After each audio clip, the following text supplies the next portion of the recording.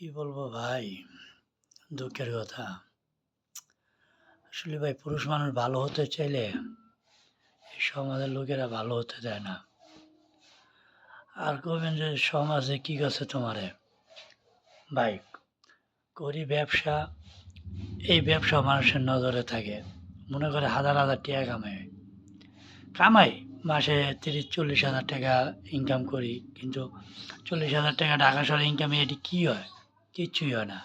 Pant, shirt এইটা সেইটা কিনা, নিজের খরচ, রুম ভাড়া, পরে গ্যারেজ ভাড়া। আমার গাড়ি আছে, ওই গাড়ি গ্যারেজে থই। ওটি ভাড়া, নেট বিল এটি দিয়া ভাই মাস শেষে কিছুই থাকে না। কিস্তি দিলে, সমিতির টাকা টানলে কোনো টাকাই থাকে না। এরপরও মানুষে মনে করে হাজার, হাজার টাকা নিয়ে বাইতে পাঠাইতেছে।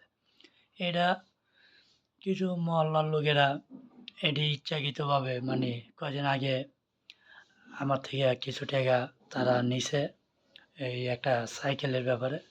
যাকগে এটা আমার দোষ নাই, এরা ইচ্ছাকৃতভাবেই জিনিসটা করছে।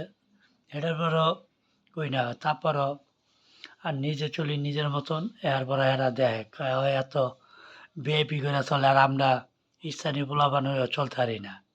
ভাই একটা মানুষ পোষপাত চললে কি আর কি ল্যাংটা হয়ে রাস্তাঘাটে হাঁটবো?